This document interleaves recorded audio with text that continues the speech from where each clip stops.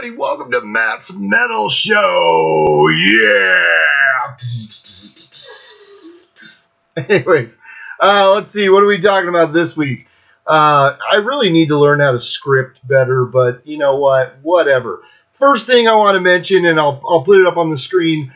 I always lag on music because there's so much music that comes out, and I love listening to like my old music and stuff, but sometimes I'm a little delinquent when it comes to listening to new bands or new albums and stuff like that. And a lot of times nowadays, it's not like it used to be back in the day where you would just, you would wait, you would anticipate an album coming out and you'd go get it and then you'd sit there and listen to it, and this is way dating myself, even with the CD, but even back in the day when we had that vinyl. Hold on just a second. I think this is Satan. Hold on. Oh, yeah, it is.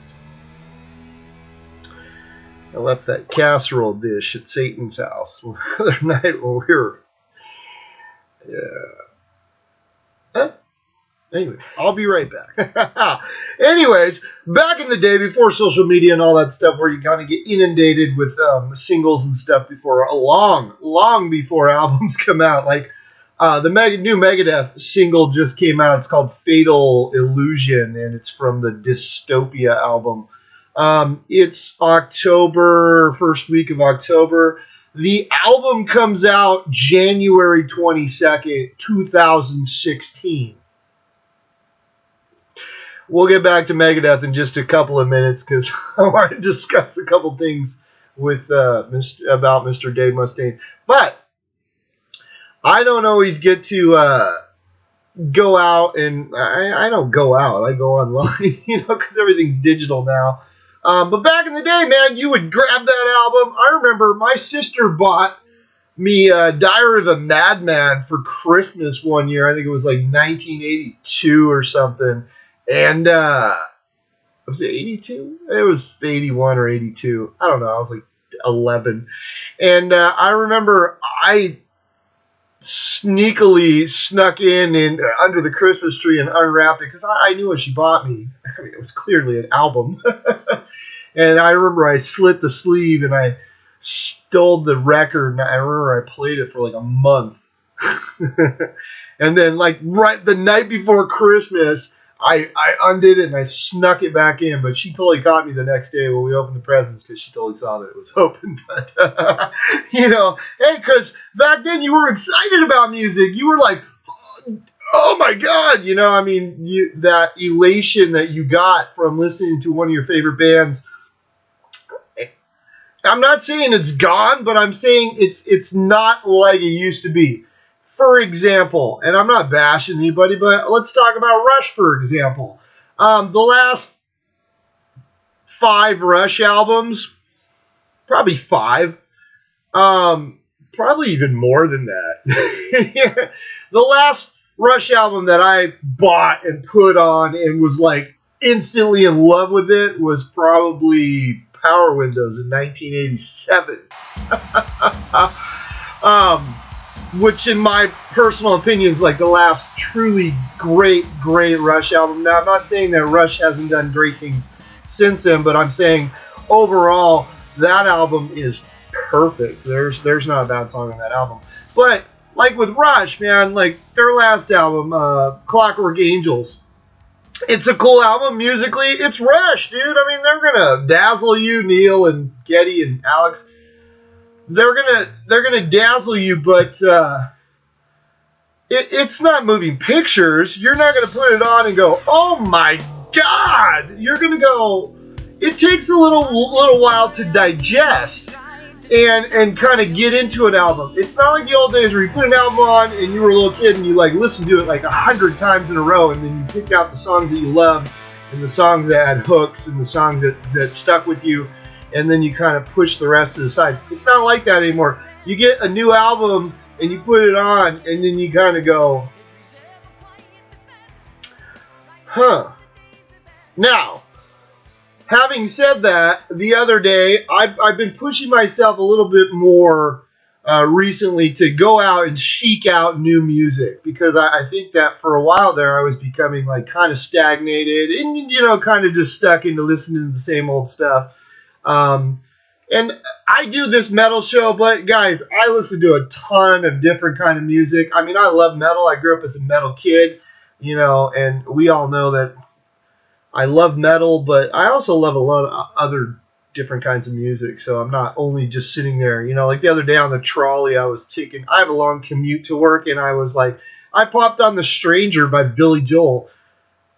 That album's amazing. Old Billy Joel is unbelievable. It's amazing. If you don't think he's metal, it's fucking Billy Joel, man. He's fucking metal. He doesn't sound metal, but dude, if you listen to the lyrics, he's got more balls in his lyrics than most metal bands ever had, dude. Listen to it. He's got some biting ass lyrics. He should have been a metal guy, but he's a keyboard player. Anyways, so I went out and I said, hey, I'm going to download this, and I downloaded the new Winery Dogs album, which of course that was a band that kind of Eddie Trunk had a hand in getting put together, and it's Richie Kotzen is playing guitar, and he also sings on it. And Richie's a phenomenal singer. And for those of you who don't know, Richie's been around forever, since probably the late 80s. I remember he used to do like shrapnel records, like Richie Kotzen, and I'll find one and throw it up there, and you can see a picture of Richie when he was like 12. But he was one of those shredder kids, and then he joined Poison, which wasn't a good thing to do, because one, Poison had their time and they were dead. By the time Richie got into the band, they were done. So there was really no point in him actually joining that band. And then on top of that, I guess he banged like Ricky Rocket's girlfriend at the time. He got kicked out of the band, and then he got shunned. I guess the guys in Poison, the musical geniuses behind Poison, I guess they really shit on Richie and kind of ruined his career for a lot of years. He's good friends, I guess, with Eddie Trunk, and Eddie. And if you listen to Richie has solo albums and stuff, the guy's a phenomenal artist. And he's a great guitar player, and he's such a great singer too. Way beyond Poison. He probably did that for the money and for the chicks apparently, because. And here's the deal, and I'm going to throw it out there, Ricky Rocket, or whatever the fuck your name is, your real name is. Dude, if your chick banged Richie, well, there's probably a reason. Hopefully that's not your wife. That was a lot of years ago, so hopefully that. But anyways, the king of all tangents. Anyways, Eddie's been kind of, he knows Richie, he's seen what Richie's done, he's seen how he kind of got shafted in the music industry, so he kind of fought for him. But basically they put together this band, Billy Sheehan on bass, Billy, the greatest rock bass player of all time, and Mike Portnoy from Dream Theater is the drummer, and then Richie. It's like a three-piece, and then Richie sings. Wow. Now, I listen to it, and I'll keep digesting it, but, Winery Dogs, I guess they have a first album, and I haven't really heard that one, but I put it on, and it sounds phenomenal, and Richie's a great singer and everything, and of course, Billy's like, and he's playing, it sounds like Gabe Lee Roth back in the day, and I gotta listen to it a couple more times to digest it. But, to be honest, it didn't, blow me away. I mean, it sounds great. It's got some great riffs and stuff. And, of course, it's got Billy. And then, Mike Portnoy is an awesome drummer. But it didn't, blow me away. It was more just kind of yeah, these guys are good. I don't think it's ever going to be my favorite album. But then again, Mr. Big wasn't really my favorite albums either with Billy and Paul Gilbert. And I love Paul Gilbert because Paul Gilbert is amazing. But I don't know, just sometimes when you take really great musicians and put them together, yeah, it's great musically, but it doesn't, it's missing some hooks, is what I'm trying to say. It's missing some hooks.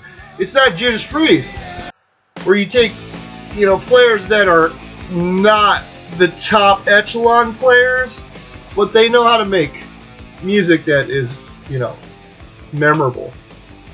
So, phenomenal players. You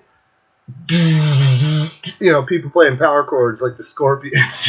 You know, here I am, rocking like a hurricane. Oh yeah, you get my point, anyways. But I will tell you this, and then I downloaded some other stuff, Buck Cherry, because that's always fun to listen to. And what else? There was a couple other songs that here and there I kind of listened to some Pop Evil, and I never heard of them before, and I kind of saw them on Amazon. And Amazon always has a lot of great deals, so if you're ever looking for new music, go on Amazon. I'm not toting Amazon, I have nothing to do with Amazon, but I'm just saying, like, dude, some of those albums, like, I got the Winery Dogs for like $6.99. That's pretty fucking cool. So, and it's a long ass album. Dude, I remember I listened to that thing like almost the whole way to work, and I have a long way to work. That album's kind of long, so. But in that point, and now here's the thing that's kind of funny. 2 years ago, yeah, it was in 2014. I was at the NAMM show, and I met Jakey Lee from Aussie, Badlands and Aussie, you know. And Jake's a local boy. He's here from San Diego. He actually used to live in Chula Vista. And I even know a couple of guys that used to play with him, like my buddy Danny. He used to play drums in a band with Jake. Teaser. I think they were in Teaser together. So, but anyways, got to meet Jake at the NAMM show, and you know, he was a cool dude. That was one of my first concerts I ever went to. I saw Jake with Ozzy and Rat open, which is funny because we'll get to Rat in a minute here too. These are the things I need to talk about, you know, all the important things. But the thing is that Jake had been like MIA for years and years and years. You know, he came out with a couple of solo albums, A Fine Pink Mist, and that had some incredible stuff on it. But like, Jake was like nowhere, and you know, people would hear rumors, and you know, they would talk about it on that metal show. They would say, "Oh, you know, Jake lives in Las Vegas." He was kind of recluse. He was kind of he stopped playing guitar for a while. Jake had some demons, you know. I think he had some addictions going on and stuff, and he was really unhappy with the music industry, and he really got screwed over by the Aussie camp. You know, if you pick up a copy of Blizzard of Oz, don't get me started on Blizzard of Oz. We all know about that one.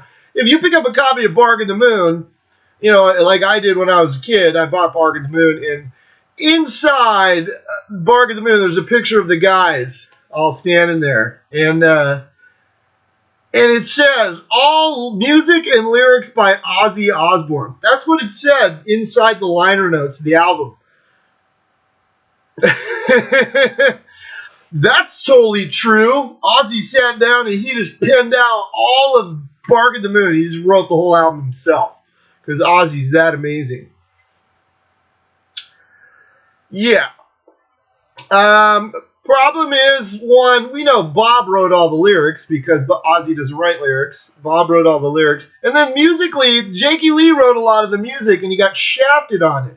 Now, the thing is I'm sure at the time, Jake was getting paid for a certain amount of things, and I'm sure there was things going on, you know, legal matters and lawyers and that kind of shit, because that's what happened in the 80s, was whoever had the best lawyer won, and that's what a lot of bands got screwed out of money and royalties and also credit. And now Jakey Lee went on that metal show and he said, look, I don't want money, all I want to do is be able to say, hey, I wrote that stuff. You know, because he got shafted. Along with Bob Daisley and along with so many other people that have worked with Ozzy. And it's not really Ozzy that's doing it, it's Sharon, we all know. Sharon Osbourne! The queen bitch of fucking heavy metal. So anyways, Jakey Lee was on that metal show and he said that's all he wanted was credit. And it was funny because I just went and saw Eddie Trunk the other night and he was telling a story about it. Jake was supposed to be going to see Black Sabbath play, and then Eddie was in Las Vegas, and then he ran into Jake and he was like, Jake, I thought you were going to Black Sabbath. And he was like, oh no, Sharon saw that metal show where I said that I wanted credit for the music that I wrote, so she canceled my tickets and she banned me from going. That's what a fucking vindictive bitch the fucking Sharon Osbourne is. Wow. Oh, let's not stir the... But you know, the problem with Sharon Osbourne, and I've talked about it before, and I'm going to talk about it again, but the problem with Sharon Osbourne is she thinks she can rewrite history. People aren't stupid. I'm a fucking just typical fan, and I know that fucking Ozzy didn't write shit. So who are you trying to... What are you trying to prove? You're not trying to prove anything because we all know. Everybody, the fucking waking world knows that Ozzy is fucking dyslexic. We know he can't fucking string two fucking words together. He plays no fucking musical instruments, and yet we're supposed to believe like, oh, all fucking lyrics and music written by Ozzy Osbourne. Fuck you, Sharon. There you go, Sharon. Fuck you, you fucking rich bitch. Go get some more plastic motherfucking surgery. I went on her fucking Instagram one day and they had a close-up picture of her. That bitch is sewn together so tight. Holy shit, she makes Joan Rivers look like a 12-year-old. Yeah. Go get some more plastic surgery, you fucking psychopath. Jesus. She beat cancer. You know why? Because even cancer didn't want to be in Sharon Osbourne. It was like, ew, shit, let's get the fuck out of here. Fuck you, Sharon, you fucking cunt. That's all I got to say about that. But, once again, in the tangent, I downloaded... When I went to the NAMM show and I met Jake was coming out with a new band called Red Dragon Cartel. And I think they played at one of the shows up at the NAMM show. And then you kind of heard rumors and stuff. And, you know, Jake was coming out. And well, I got to say, Jake, it was really cool meeting him and stuff. And seems like a great guy. Seemed a little bitter. Seemed a little shy. Seemed like he was coming out of his shell. And then I forgot. Because I kind of wanted to hear it, because I love Badlands with Ray Gillen, and the first Badlands album was friggin' amazing. And we kind of missed, Jake, because Jake is a great player. Waiting for Darkness, one of my favorite Ozzy songs of all time, dude. What a great song that was. And of course, Ozzy wrote the music. He busted out Jake's Charvel, and he started ripping off Waiting for Darkness licks. Because that's Ozzy. He's so intricate. You can't change the fucking channel on a TV. But he can fucking write the fucking licks for fucking, Bark at the Moon and Waiting for Darkness. Yeah. Anyways, in the time that I've lost my mind and forgot about it, they came out with the album, Red Dragon Cartel. So I saw it and I downloaded it, and I will tell you, in years, and it's been years, since a debut album has, sparked my interest. Now, there's a lot of bands out there that have great, debut albums in the past couple of years and stuff, and I'll pick up something and I'll be like, oh, that's kind of cool, and I'll like it. But the Red Dragon Cartel album, dude, I listened to it 4 times on the way to work. I just kept playing it.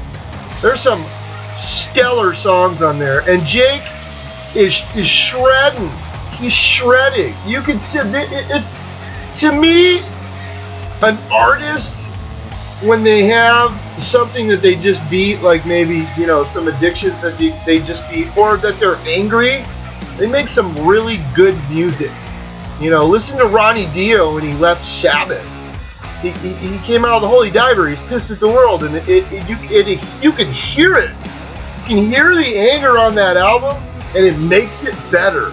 And Red Dragon Cartel, I believe Jake had something to prove. Jake has to tell the world, hey, by the way, I'm back, and I'm still a great guitar player. And not only that, hey, fuck you, Ozzy. Fuck you guys. This is what I come out with. I'll just tell you, I listen to Red Dragon Cartel.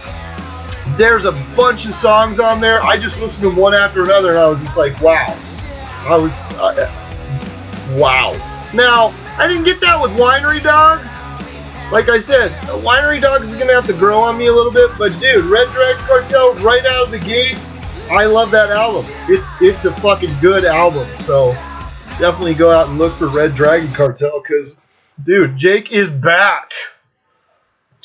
So here's something I want to talk about. I always talk about Eddie Trunk on the show. I've kind of bashed him a couple times here and there because sometimes I don't agree with what Eddie says. But I went and saw him the other night. Eddie played at the Ramona Main Stage down here in San Diego. And me and my girl, we had VIP I think we were the only ones that had VIP. And we got to go and we got to like hang out with Eddie Trunk. Where do I begin? First of all, Eddie, stand-up guy, dude. First of all, Eddie's really tall. So those people that when you see him on the show, the funny thing about it, and I even told him this when I met him, I was like, thank God you're tall. Because I've met a lot of rock stars over the years, people in the music industry and stuff, and for some reason they're always like this tall. You know? Like you go up and you're like, hey, isn't that... I mean, the only people that are really tall, like Tommy Lee's tall, Nikki Sixx is tall, Chris Holmes is like 9 feet tall, but everybody else, you know, like you can see over the top of their head. Geezer Butler from Black Sabbath, he comes up to like here on me, you know. It's like Steve Stevens from Billy Idol. I think that guy's like 2 feet tall. Marty Friedman from Megadeth, he wears heels like this tall because he's like 3 feet tall. You know, phenomenal player, but you know, I have pictures of his shoes are like this tall. Gene Simmons is kind of tall, but most of them, you know, they're mid-height and shorter. And Sammy Hagar's like there. Michael Anthony's like here. You know, I had to scrunch down to when I met Michael Anthony. But anyways, you know, who cares about that? They take us backstage. Oren, the guy that was the promoter, he came and got me and my girl. He's like, let's go. And it was funny story. He takes us out of the venue and we go outside and we start walking through the parking lot. And I'm kind of freaked out because we don't know this guy. And me and my girlfriend were like, is he taking us to like kill us? You know? But we went around, and there was a UFO band called, a UFO tribute band called OFU, and they're a local band from Claremont here in San Diego. And they were belting out like a bunch of really cool UFO songs. And so that was blaring, you know. They were like, rock bottom, you know. Like, so we go back to this little door, and we go into this little dressing room, and there's Eddie, and he shakes our hand and he's like, you guys want a beer? And, you know, we got to drink beer and we got to hang out with him for like 45 minutes. It was cool as fuck. And I'll tell you, dude, he was cool as fuck. You know, so all those people that bash Eddie Trunk, and I bashed Eddie, but not like to the point where I was like pummeling him. But I just bashed Eddie because his favorite band's UFO, which is funny because Eddie actually gave me a UFO CD. But anyways, I go back, we meet Eddie, me and my girl, and we got to sit there and basically have that metal show one-on-one with Eddie Trunk. We talked about a bunch of different stuff. Very cool guy, very down to earth. Of course, he's East Coast and we're West Coast, so you know we were kind of talking about Mexican food because San Diego always has the very best Mexican food. All my friends know that have been transplanted to other parts of the country. They all know, and they all miss the Mexican food down here in San Diego. It's phenomenal. You know, Eddie said he ate some in L.A., and I was like, L.A.? L.A.'s Mexican food blows. San Diego's Mexican food, the fucking border's right there. Yeah. Anyways, we talked about a bunch of great stuff.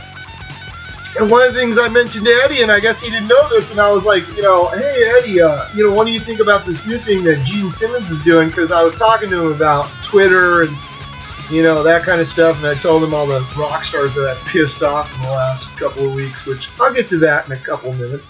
Well, one of these things that I noticed on Twitter, and you know, you could hit a link like Gene Simmons. I was kind of following him for a while until he blocked me because he's a douche. Fuck you, Gene. Oh, poor little Gene. I insulted him.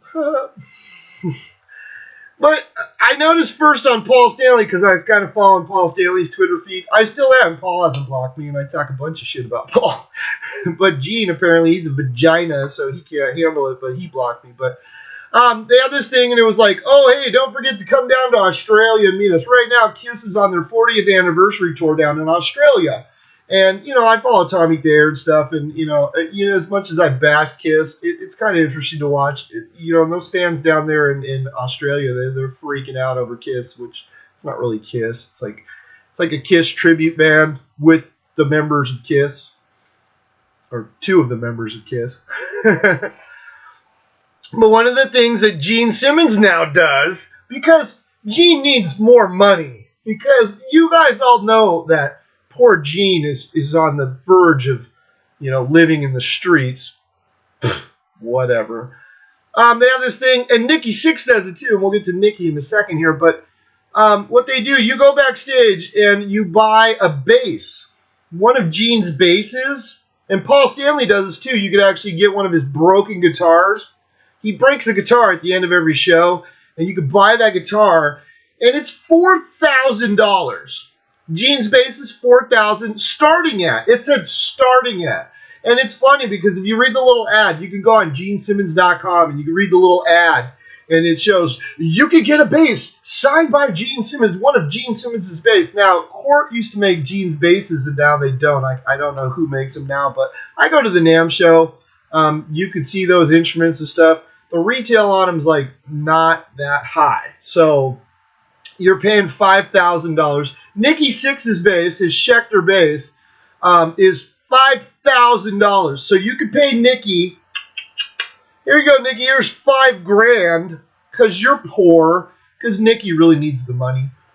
He needs to buy that other solid gold bathtub. And they'll sign it for you, and they played it on stage, and woo! And it even said, like, own a piece of rock and roll history. For $5,000. So I tweeted Gene, and this is when he blocked me. I tweeted him. I said, Gene, for $5,000. It was $4,000 starting for Gene. It was $5,000 for Nikki's bass. He's not even a good bass player. What the fuck?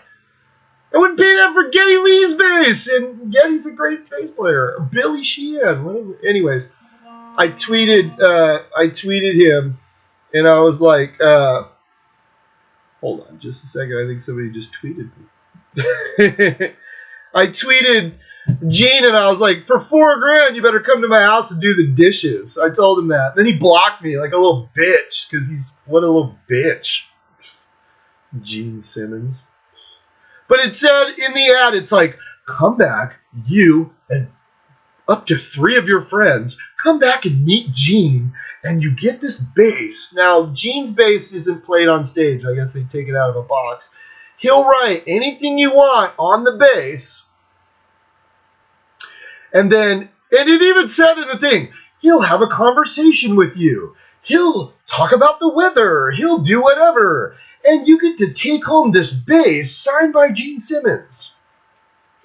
For $4,000.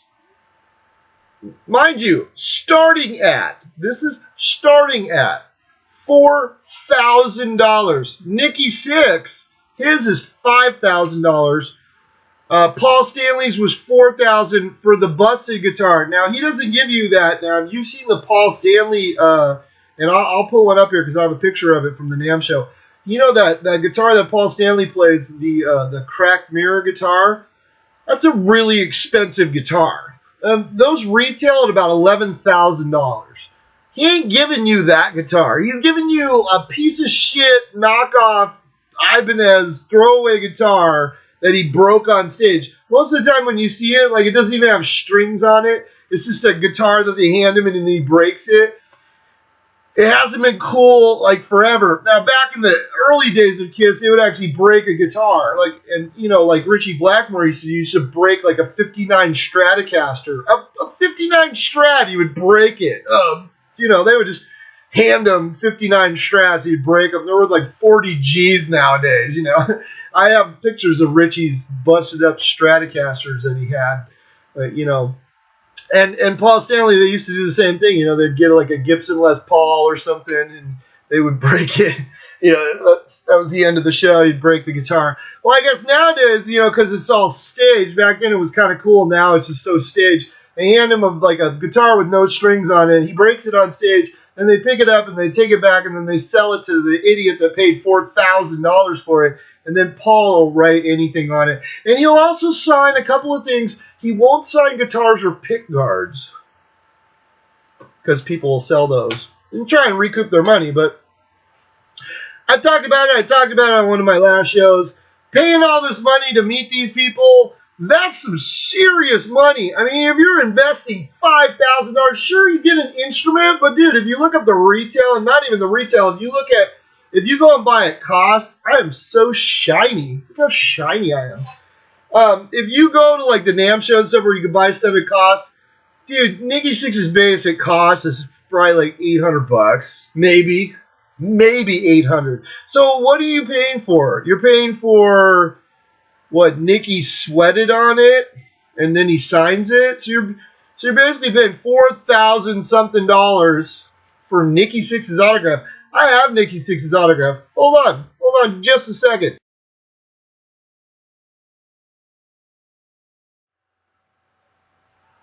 There you go. There's Nikki Sixx's autograph. Yep. Nikki Sixx's autograph. Look, it says Dean Markley, Nikki Sixx. That's it. Nikki Sixx. You know how much I paid for this autograph? I didn't pay $5,000 for it. I paid nothing. Absolutely nothing. See how that works? I'm just saying, people, like, obviously there's people out there to do it, but if you think about it, if 100 people, you're talking 100 people, if 100 people do this for Nikki, or 100 people do this for Gene Simmons, how much money is that? 100 times 4,000. That's fucking $500,000. $500,000, people. And I talked to Eddie Trunk about it, and, you know, he's like, dude, these people have money, you know, and I don't get it. And we talked about Van Halen. We talked about the same thing, you know, about how Van Halen, you know, they're doing this tour. They just wrapped it up. Why are they doing this stuff? Are they doing it for money? Obviously, David Lee Roth probably needs money. I don't know about Alex, but, dude, Eddie Van Halen has money, so I don't know if he's just lining his pockets for more, but, you know, it's hard to figure out why these people keep doing this stuff to just earn money, because there's no heart left in it. You know I saw people the other day with their bright, shiny new Van Halen t-shirts, because Van Halen came here the night before Eddie Trunk did, so it was last Thursday. You know, dude, if you...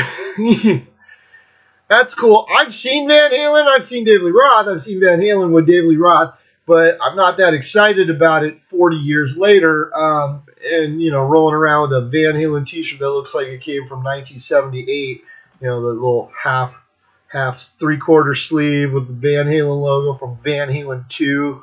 You know, woo, a little late. But anyways, I'm not going to talk about Van Halen again. I think I beat that to death. But dude, you know, $4,000, and then Paul Stanley's was like, it was $4,000 for his guitar that he broke on stage. He doesn't give you a guitar that you can actually play. He gives you a guitar that's smashed to pieces, and then he signs it, and he probably like, you know. And then, or you could buy a microphone that was actually used on stage for $3,000. What the fuck are you going to do with that? I'm just saying, if you're buying memorabilia, that's just not the way it works. You don't just go out and pay $5,000 for Nikki Sixx's bass and say, oh my God, Nikki played this on the very last Motley Crue tour while they were piping in music. You know, that's what me and Eddie were talking about that, because I told him I insulted Vince Neil, and Vince Neil blocked me like a little bitch, because Vince Neil is a Miami Dolphins fan, and we all know that I'm a Steeler fan. Eddie Trunk's a New York Giants fan because he's from New York. I'll forgive him that. But Vince Neil posted a picture, and it was the on Twitter, and I love getting in fights with people on Twitter. It's kind of fun. He posted a picture, and it was the Dolphins logo, and it had a paper bag over the head, and he said something like, "Oh my God," because you know they got their ass kicked. In fact, I think they got a new coach now, like in mid-season, which that's not a good idea. You know, dude, what do you think, you're gonna turn it around and like win the Super Bowl? Probably not. But anyways, Vince Neil posts this thing saying, oh, that was terrible. And so I tweeted back to him, and I said, well, Vince, what did you expect? The Dolphins aren't going to be awesome. That's like expecting good singing in a Motley Crue concert. I told him that, and then he blocked me like a little bitch. Instead of saying something back to me, he blocked me. And then Nikki Sixx blocked me for, I don't know what Nikki blocked me for. I think I insulted Vince's singing too. Like he had a tweet or something. I said, hey, why do you guys put up with that? But then I found out from Eddie Trunk too that these guys like hate each other, and that's why they're finishing up this tour. They're lining their pockets with money. They're dragging this tour out for 2 fucking years, and they're just lining their pockets with money. They're not playing anything new because they haven't. Motley Crue hasn't come out with new music since what? They came out that shitty song. What is Good Things Must Come to an End, or whatever the fuck that song's called. That song's fucking awful. But before that, I think the last thing they did was what, Saints of Los Angeles, and that was a long time ago. Motley Crue owns their own music, so they can just keep pushing it out at you, and you could keep buying the greatest hits, and they'll record one fucking song, and then you could shell that money out and just keep lining their pockets. But I had respect for Nikki. I met Nikki. I thought he was a cool dude and stuff. But you're gonna block me for saying that your singer sucks. Hey, dude, fucking dose of reality. Your fucking singer sucks. Bottom line is this, Nikki. And I know you're never gonna listen to this. Who gives a shit? But bottom line is this: one, don't be a fucking vagina. You're a fucking rock star, dude. You've been bled and fucking beat people up and fucking fucked every chick you could and fucking slammed everyone. You died fucking twice. You're the biggest fucking douchebag of all time. You turn your shit around. But have some fucking balls, dude, and admit, dude, Vince Neil can't fucking sing live. And your fucking fans, and I'm one of them, they pay good money to go see your fucking Motley Crue fucking show. And one, you're piping in fucking music because you guys suck. Two, Vince can't sing a fucking song. He sounds like shit. He sings like every third fucking word, and yet you get mad at me for pointing that out. Why? Because I might hurt your dollar sales, or some fucking poor bastard coming back and paid $5,000 for your fucking bass. Take your bass and shove it up your fucking ass, Nikki. Fuck you, man. What a bitch. When did my Rockstar heroes become little bitches? That's going to get me next. I'm talking to Dave Mustaine. Dave Mustaine used to live in San Diego. He's born in La Mesa. He's always had ties to San Diego. He used to live up in Fallbrook. And then, for some weird reason, Dave moved to Tennessee, to Nashville. For a lot of years, he was out of Phoenix, and I guess like Dave Ellison's out of Phoenix and stuff. But doing a lot of this, I don't know why. But he moved to Nashville, and I guess it's kind of boring in Nashville because Dave will sit there and he'll tweet all fucking morning long. The life of a rock star. Mm-hmm. But Dave always tweet, and I respected Dave because when you wrote Dave, he would write you back. And even if people insulted him, he wouldn't get all mad. He would just say something funny. Like I remember one guy, he said something about Metallica or something, and Dave was like, "Oh, hey, thanks for coming into the conversation. We already had too many people who were smart and cool, so you just evened it out." So he basically called him a dumb fuck and an asshole. So I tweeted Dave because Dave said that the new album Dystopia was done. And I asked Dave, because I'm a fan, dude, I love Megadeth. Dude, I fucking have every Megadeth album. I've seen Megadeth 10 times live. I fucking love Megadeth. I asked him aloud, Dave. And I'll put the conversation up on the screen. I'll do it verbatim. I don't remember the exact phrasing, but I just said, "Hey, Dave, did anything change?" Because the lyrics for Super Collider were not good, and they weren't. And now the funny thing is nobody defended Dave, and Dave he said, "Oh, because let me rephrase. Let me start over here for just a second." I put that out and I said, "By the way, you were rhyming fire and desire a little bit too much. You sounded like Don Dokken." I remember when Super Collider came out. I loved 13. I thought 13 was fucking fabulous, except for like putting like a couple of songs that have been sitting around for a long time, like fucking Millennium of the Blind. You know, I thought that was kind of lame, but they were trying to get 13 songs on the 13th album. You know, so they had to apparently reach back and pull 2 songs and throw them on there. New World Order? Was it New World Order was on there? You know, I was like, really? We're gonna dig back to euthanasia and throw a couple of those on. But I thought 13 was great, man. I love the songs. There were some really good songs. Guns, Drugs, and Money is like one of my favorite songs. I thought, you know, that's what I loved about Megadeth. I always love about Megadeth because I can always find, no matter what album that they've come out with, because they've never come out with Saint Anger where I just like listen to every time and like, oh, holy fucking shit, this is garbage. Megadeth has always given me 1 or 2 or 3 or 4 songs that are fucking cool, that stick in my head, and I go, oh yeah, I fucking like that song, and then I always make like best of like playlists and shit, and I always put that stuff on. But Super Collider, when Super Collider came out, I remember I bought it. I bought that, and I bought Black Sabbath 13, like on the same day. They both came out. I bought them both, and I listened to Sabbath 13. And I was like, okay. It's not fucking Paranoid. It's not fucking Sabotage. I mean, it's fucking Black Sabbath now. And it's not awful, but it's not like, holy shit. Fuck! Take everything that Sabbath has done up to this point, throw it in the trash because 13 is the fucking greatest album that fucking Black Sabbath has ever done. No. But I remember I was listening to Super Collider. I put on Super Collider. I started listening, and now musically, Super Collider sounded great, dude. Man, dude, the riffs, it was great. But lyrically, as a fan, as a longtime fan, as somebody who appreciates what Dave Mustaine is usually putting out, I didn't like it. I listened to it a bunch of times, and I was like, dude, there's something off here.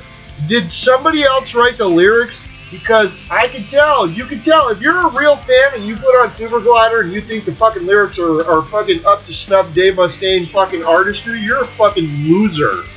You're fucking delusional. They weren't. Something was fucking wrong in that song, Fire and Desire. You know, am I listening to fucking, like, Under Lock and Key from fucking Dawkins? Is this the fucking Nightmare on Elm Street 4 soundtrack?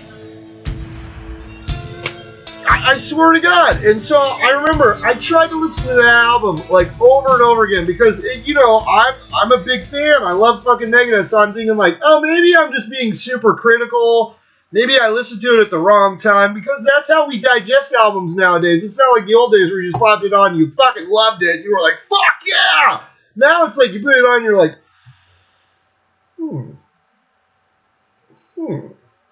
is this awesome? Is it? I don't know.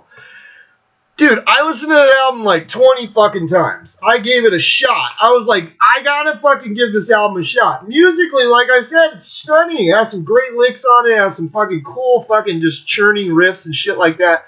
But fucking lyrically, it fucking blew. So I asked Dave Mustaine, did you change anything? You rhyme and fire with desire. You sound like Don Dokken. Hopefully this album's better. Dave retorts, well, I tried to rhyme fire and lorts, and that didn't turn out so good. I thought that was funny. I was like, oh, fuck, he answered me, and I thought it was funny. I said, hey, Dave, I'm not trying to be a dick, but I'm just saying something was different. Now, in Dave's defense, a bunch of people came up behind me, and they didn't bash me, because usually what happens when you tweet somebody like Dave Mustaine or any famous person, you tweet them, and you tweet them something that could be considered negative. And I wasn't being negative. I was just being, like, critical of his work. I paid for it. I'm not stealing his fucking songs. I fucking paid money for that, so he should give me a product. I expect a better product. That's being a consumer. Am I just buying whatever the fuck Dave wants to put out? Fuck no. I expect that, you know, Dave should have expectations for himself as any band. Any band should have an expectation They shouldn't just put out shit. Otherwise, bands will just churn out whatever the fuck, and we just, like, blindly, like sheep, just fucking eat up whatever the fuck they give us. That's Kiss. We don't do that. Okay? I don't fucking do that. So, I told Dave, hey, dude, I'm just saying. Then he got mad at me because all these people came up behind me, and now most of the time they'll swoop in on you because you said something to their hero, and they'll start talking shit to you. But that's not what happened. It was weird. A lot of people, and obviously they're true fans just like I am, they came up and they said, Dave, he's right. Dude, that album, there was something wrong with the lyrics. And I even said, Dave, no, musically it was stunning, but lyrically it fell flat. And that, to me, you can have a great album musically, and like, dude, this is with Rush. You could have it lyrically, it could be a great album, and musically it could be a great album. But if it doesn't cohese together, it's not going to be one of my favorite albums. I'm not going to keep listening to it over and over. I'm going to go, eh. And that's kind of what, like I said with Rush, lyrically, Neil Peart's kind of flattened out. Musically, yeah, dude, it's fucking Rush. Those guys are amazing. But, like, lyrically, man, the lyrics aren't that memorable.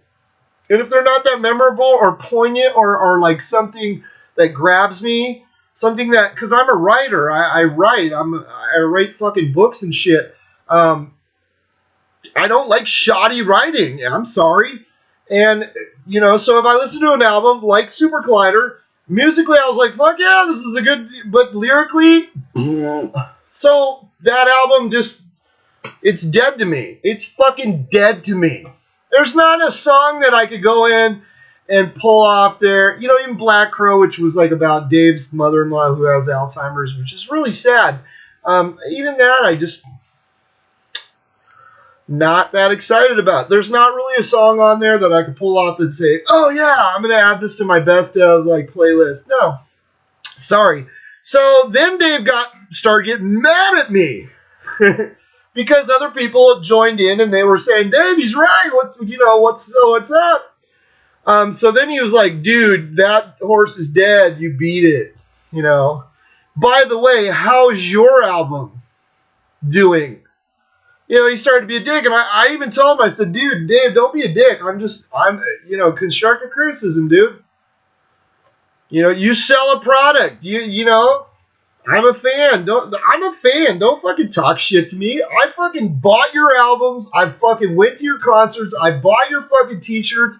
I put a shitload of money in your pocket. I had a legitimate question. I wasn't being an asshole. I was just asking a question, and then he started being a little fucking dick to me. And then he fucking blocked me. I even wrote to him like, hey, it wasn't my intention of getting into a fight with one of my musical heroes. And he fucking blocked me like a little fucking bitch. So Dave Mustaine, fucking eat my cock, dude. You can't handle it. And we thought, oh, big badass Dave Mustaine, who sits there and talks all that shit while he's up on stage. He's like, me. I have the microphone. I can say whatever I want. Oh, like he's such a little fucking bitch, dude. But I still love Megadeth, so oh fucking well. Plus, dude, I've met Dave a bunch of times. He's always at the fucking damn show. I've seen him a bunch of times. Dave's a fucking asshole. And that's why it shocked me, because Dave's a fucking asshole. But I expected Dave to be an asshole to me. I didn't expect him to be a little bitch and fucking block me and go, oh, I'm going to block you. You're hurting my feelings. Whatever, dude. I was just asking a question because there was something wrong with that fucking album. And any true Megadeth fan will tell you Super Collider lyrically was bullshit. End of story. Yeah, this is going to have mega glare, but just want to talk about Eddie Trunk's. This is his first book, Essential Hard Rock and Heavy Metal, and it's forward by Rob Halford. And, of course, Eddie signed it for me, which is cool. He said, Matt, rock on. Rock on! And Eddie has such a cool signature. He does the little, I don't know if you can see that. It's super glare. Anyways, I'll take a picture of it because Eddie Trunk rocks. Like I said, hey, I just want to keep talking about Eddie real quick. Dude, superior human being. He came out, he talked for like 2 hours. I don't think we got home at like 2:30 in the morning from that place. He was funny. He talked about how he started out. He talked about Jim and what they did to uh, put out that metal show, and like they had a tape, like Jim Florentine and what's his name? God, why can I never remember his name? Anyways, Eddie knew Don Jameson and he knew Jim Florentine from his radio show in New York, and how those guys used to come over, because they're stand-up comedians, and they used to come over and be on Eddie's show all the time, and and then they became friends. And I guess when they were pitching that metal show, Eddie kind of mentioned them, and so they made a demo tape to send to the head of VH1. And apparently the demo tape was, I think it was like Don sitting up on he was doing an upper decker, which is where you take a shit in the tank of the toilet, and then when you flush it, the shit comes into the bowl. Okay, now first of all, I don't know, and I guess the whole time Jim's sitting there fucking coaching him. Now these guys must be closer friends than I've ever known, because I have friends that I've been friends with for years and years. I have friends that I've been friends with for 30 years. I would never stand in the same room while they were taking shit. So either they're completely demented, duh. I just don't know who does that. I mean, do you do that with your friends? Do you say, hey dude, let's go to the bathroom and I'll watch you take a shit?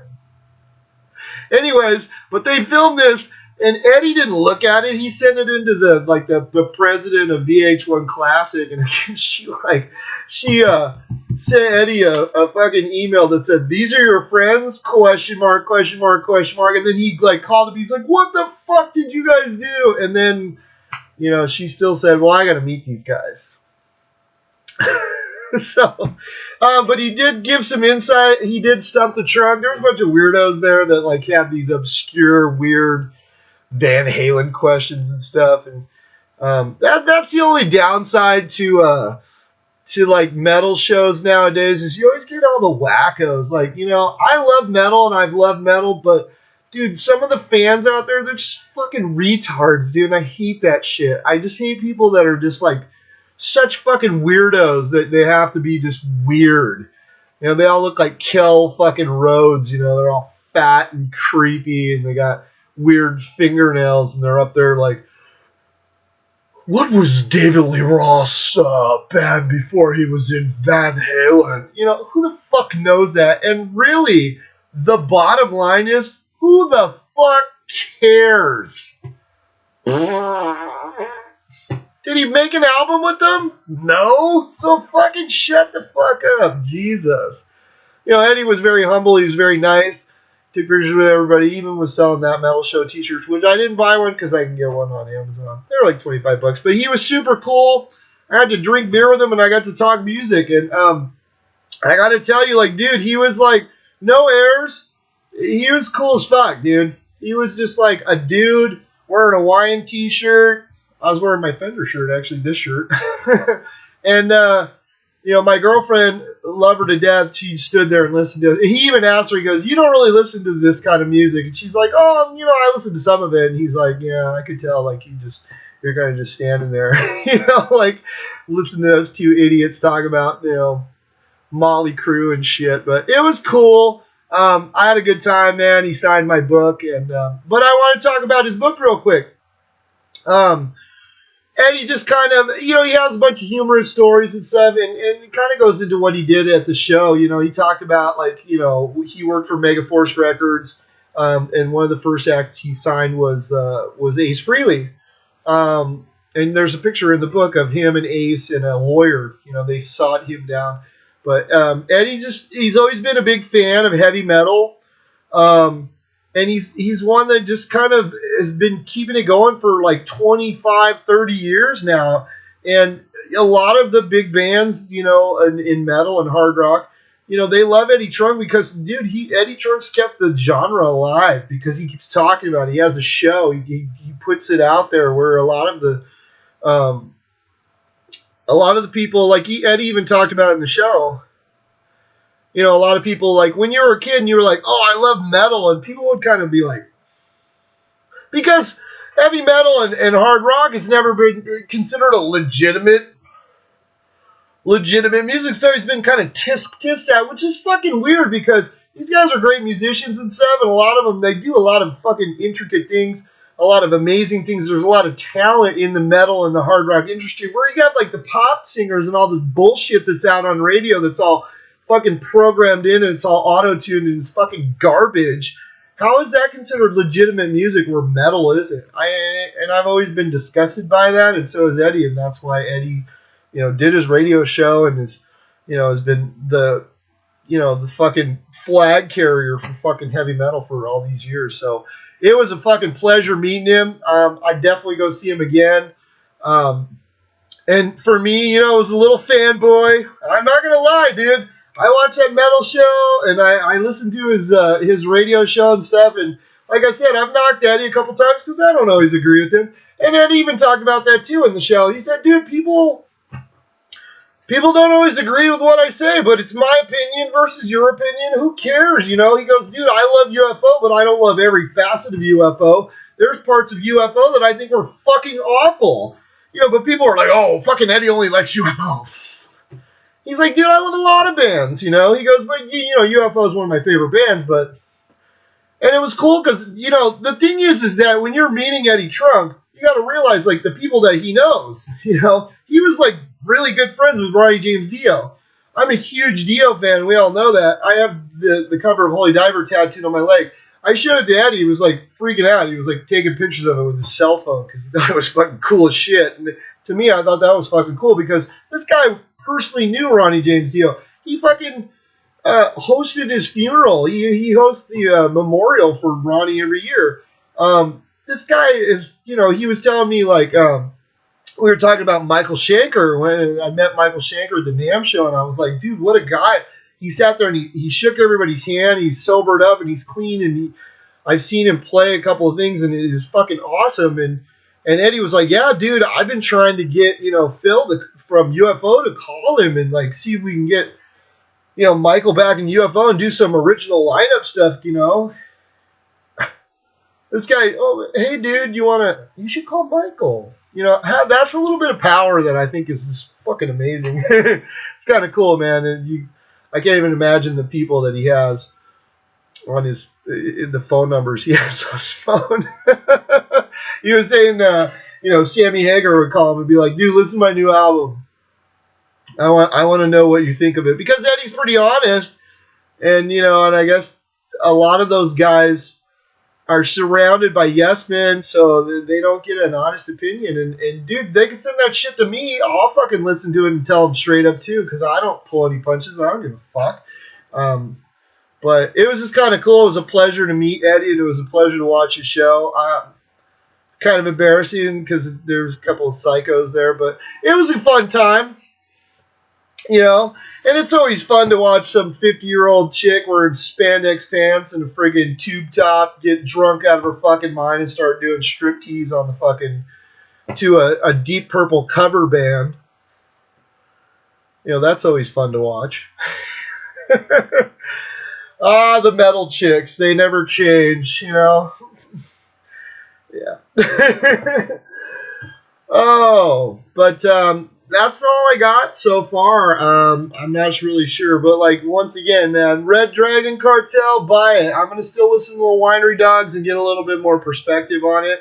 I think I said I downloaded some band called Pop Evil, and I guess they have a couple albums out.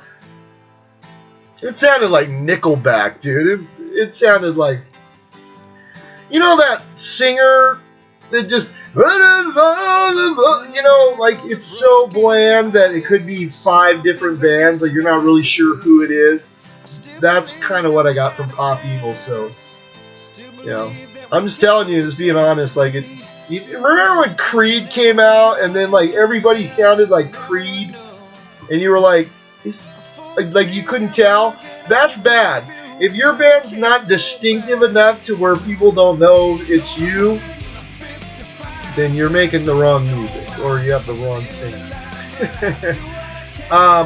But other than that, man, just stay metal out there, everybody. Stay metal! And, go find some new music and listen to it. But definitely go check out the Red Dragon Cartel. I know I'm like a year behind because it came out like the last January or some shit like that. But hey, still, it's fucking phenomenal. Hopefully they're coming out with another album after that. So, until we meet again, everybody, stay metal.